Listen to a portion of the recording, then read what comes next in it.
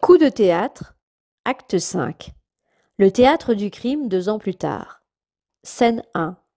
Le rideau est levé. On entend, provenant des coulisses, des bruits et des conversations à voix basse.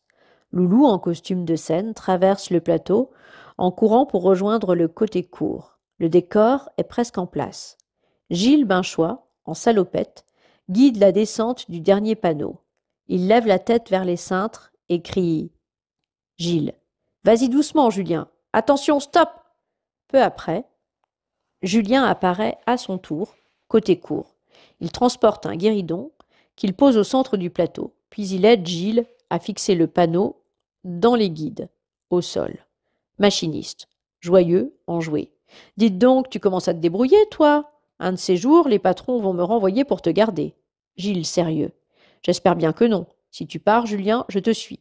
Directeur qui vient d'entrer sur le plateau par le côté jardin. J'espère que vous plaisantez tous les deux.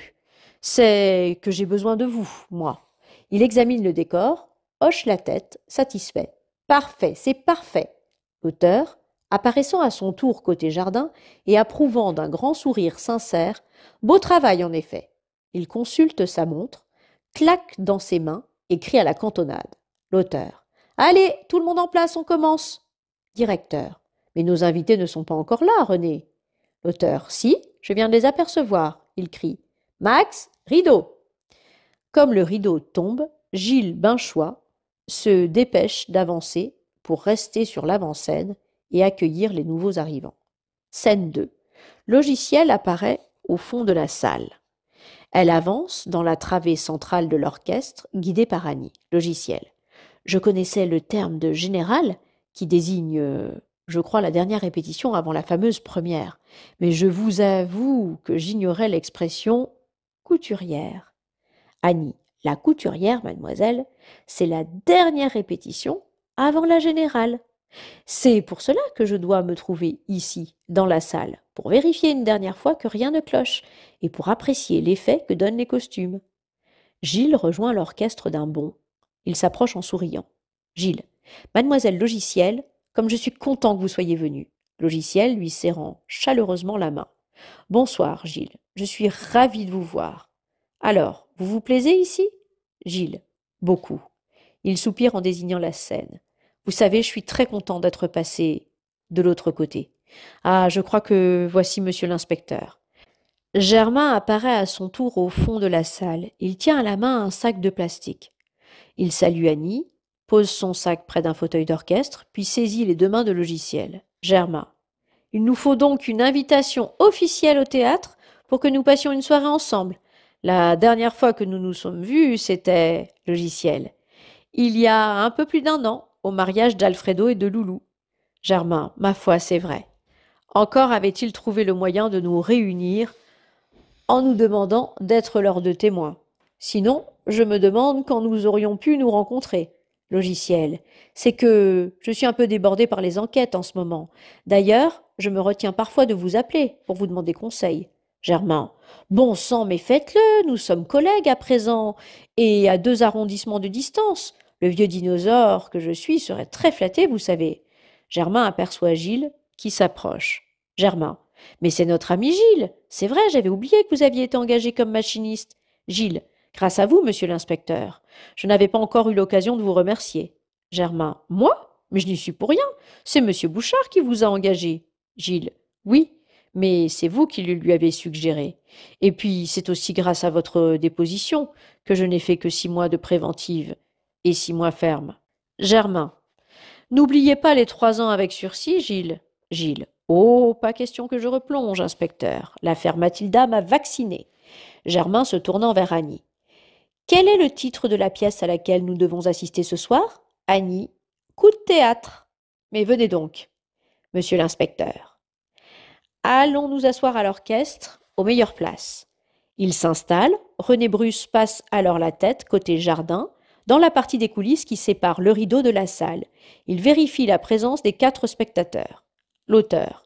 Bonsoir, inspecteur. Bonsoir, mademoiselle Logiciel. Ça y est? Vous êtes installé?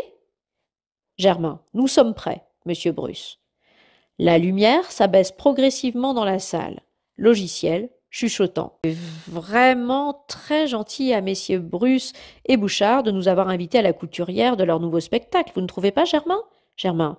Si, mais je me demande si cette pièce sera aussi bien ficelée que Meurtre en direct. Logiciel. Quel succès! Plus d'un an à l'affiche, n'est-ce pas? Et quand aura lieu la première de Coup de théâtre? Annie, embarrassée. La date n'est pas fixée. Gilles, chuchotant lui aussi. Je crois que la fin du spectacle pose encore problème. Comme c'est une pièce policière, monsieur Bruce doit compter sur votre expérience pour repérer les incohérences de l'intrigue. Annie, chut, ça commence. L'obscurité est presque totale. On entend les fameux 3 coups que frappe le régisseur en coulisses. Puis, on perçoit, dans le noir, le froissement du rideau qui se lève. Enfin, la lumière jaillit, et les projecteurs éclairent, au centre de la scène, une actrice allongée sur le ventre, un poignard planté dans le dos. Une large tache de sang commence à auréoler sa robe. Dans la salle, Germain se lève aussitôt et il bondit vers la scène.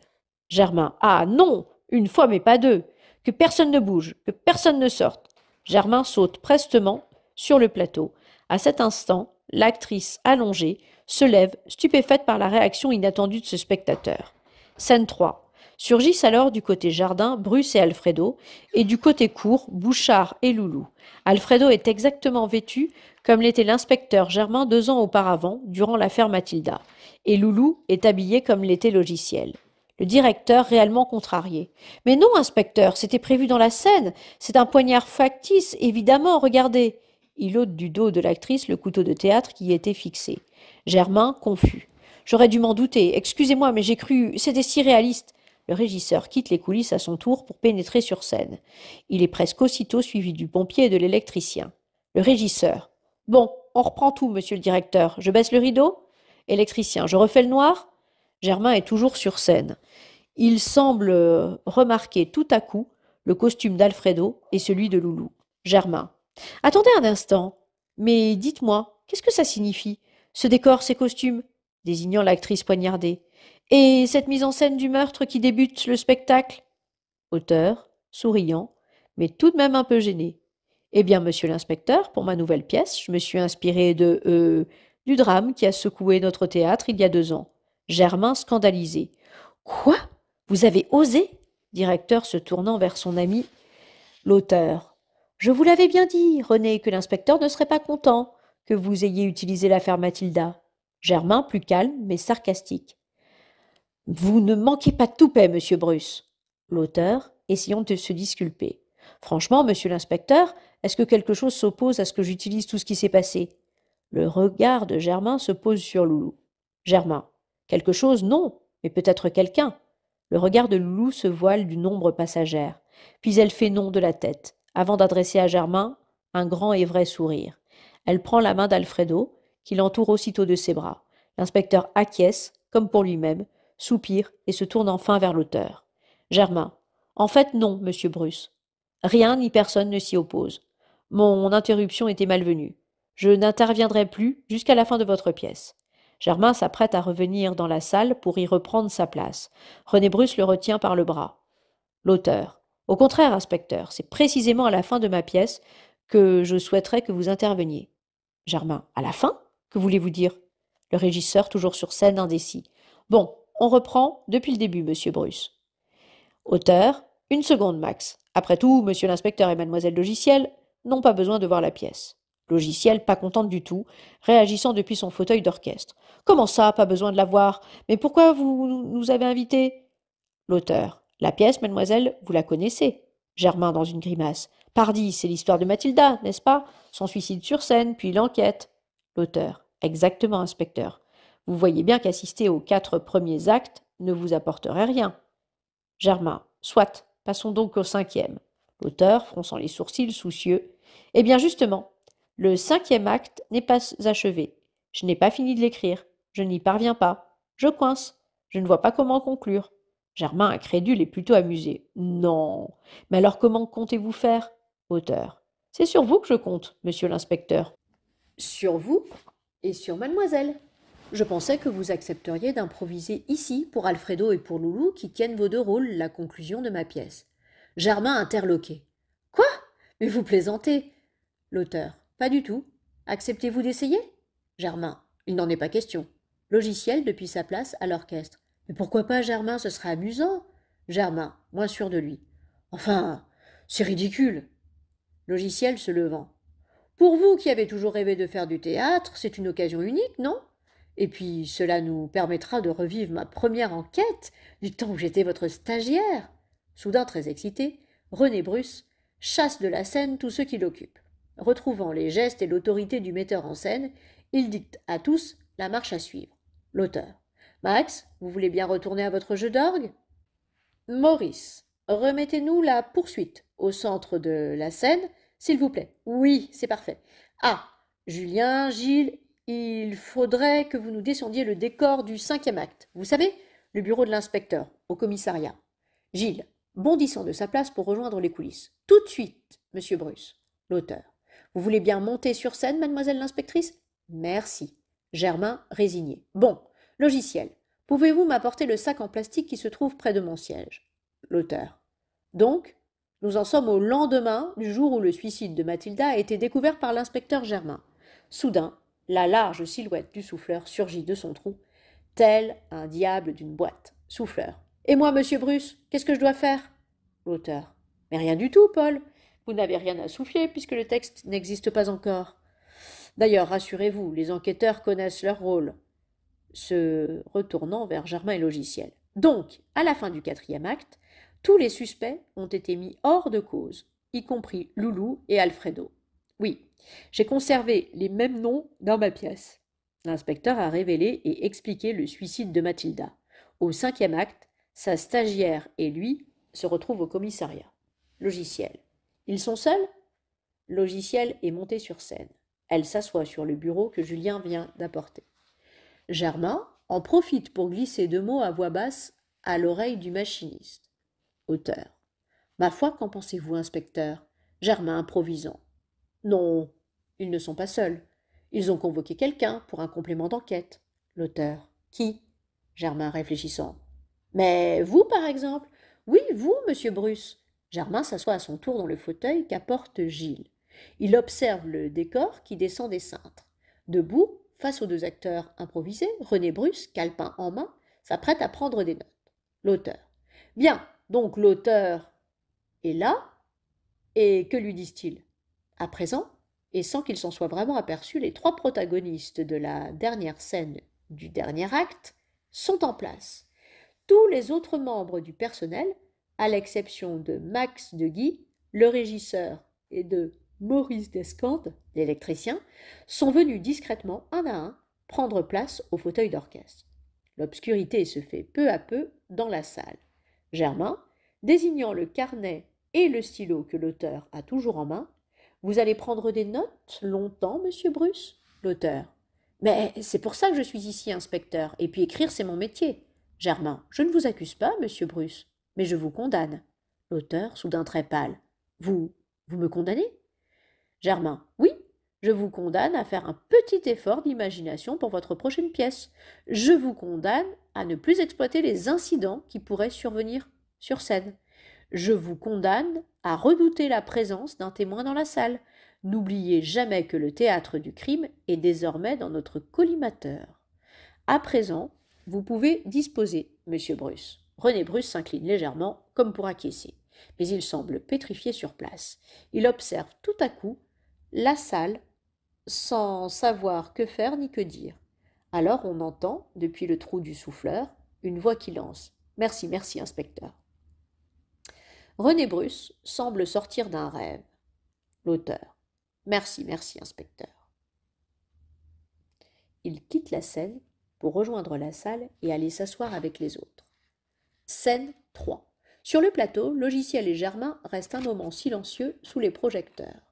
Derrière les parois en verre dépoli du décor, qui est évidemment le même que celui de l'acte 3, on perçoit, diffusé par une bande-son, le brouhaha des gens et des agents qui vont et viennent, le crépitement des machines à écrire, la rumeur de la rue.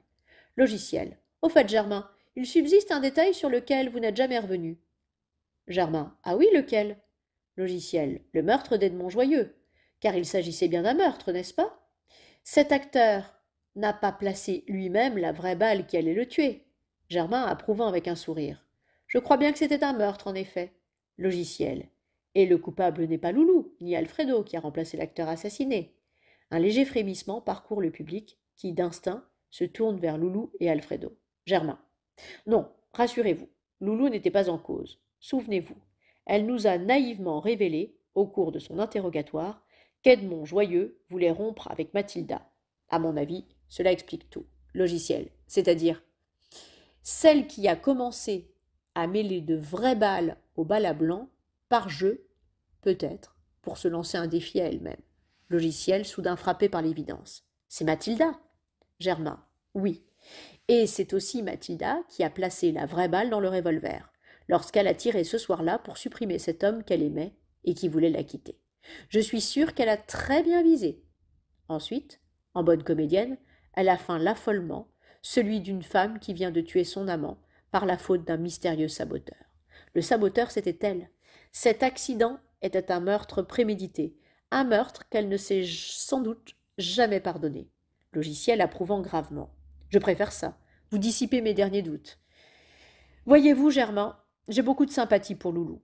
Nous nous téléphonons souvent. Hier, elle m'a demandé si j'acceptais d'être la marraine de son premier enfant. Germain étonné. Loulou est enceinte? Logiciel. Et elle m'a demandé de vous sonder pour savoir si vous accepteriez d'être le parrain.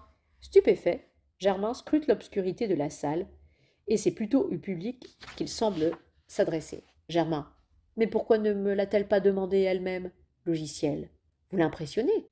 Moi-même, Germain, ne vous ai-je pas dit que j'hésitais à vous joindre pour vous demander conseil? Germain, soudain joyeux et détendu. Vous êtes ridicules toutes les deux. J'accepte, bien entendu. Ce sera pour moi l'occasion de venir à Paris. Logiciel. Que voulez-vous dire? Germain. C'est vrai, vous ne savez pas. Il sort une bouteille du sac en plastique. J'ai obtenu ce matin ma mutation pour Bergerac. Je pensais que nous fêterions l'événement après... Hésitant puis désignant la salle et le décor. Après le spectacle. Logiciel, stupéfaite à son tour. Comment? Vous partez? Germain. Mais oui, dès ce soir. Logiciel, soudain pâle, décontenancé. Mais nous ne nous verrons plus. Vous veniez justement de me dire que je pouvais vous demander conseil. Germain commençant à déboucher la bouteille. Allons, Logiciel, je ne suis pas au bout du monde. Et vous êtes fort bien débrouillé sans moi pendant ces 2 années. Tout en parlant, Germain ouvre un des tiroirs du bureau où Julien a placé 2 verres tout à l'heure à sa demande. Il les remplit et lève haut le sien. Germain. Je bois à vos succès futurs, Logiciel. Logiciel, hésitant, verre en main. J'avoue que je ne comprends pas votre décision. Depuis l'affaire Mathilda, vous avez mené avec brio toutes vos enquêtes. Germain. Précisément. Comme on dit au théâtre, je ne veux pas rater ma sortie. Eh bien, vous ne buvez pas? Logiciel, levant son verre en direction des spectateurs. Si, je bois à la petite fille qui va naître, au bébé d'Alfredo et de Loulou. Ils trinquent et boivent. Germain. Ils savent déjà que ce sera une fille? Logiciel. Oui. Et elle s'appellera Mathilda. Germain semble d'abord pris de court. Enfin, il lève son verre, boit et déclare solennellement. Germain. À Mathilda. Enfin, il saisit son imperméable et tend les bras vers son ancienne stagiaire. Germain. Au revoir, Logiciel. Vous permettez que je vous embrasse? Ils s'embrassent 4 fois, puis Germain s'éloigne. Logiciel. Mais vous partez vraiment? Germain, très naturel. Oui, je quitte la scène, je m'en vais côté jardin. Logiciel, désemparé, esquissant un geste pour le retenir. Attendez, vous n'allez pas me laisser seul sur scène, Germain. Vous tenez fort bien votre rôle, Logiciel, et je sais que vous l'assumerez jusqu'au bout. Et Germain quitte la scène, en effet côté jardin. Sur le plateau, Logiciel reste un instant assise, sans savoir quelle contenance prendre. On la devine très émue. Derrière elle, les rumeurs mêlées du commissariat et de la rue soulignent le silence attentif du public. Avec des yeux brouillés par les larmes, Logiciel tente, en scrutant l'obscurité de la salle, de deviner la silhouette de Germain qui, dans la travée centrale du théâtre, se ferait un chemin vers la sortie. Enfin, elle lève son verre vers lui et crie Logiciel. Germain! Invisible, lointain, Germain crie du fond de la salle. Germain.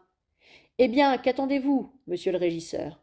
En coulisses, Max Deguy a entendu et compris, et devant Logiciel pétrifié dans son geste, il procède au baisser du rideau. Pendu.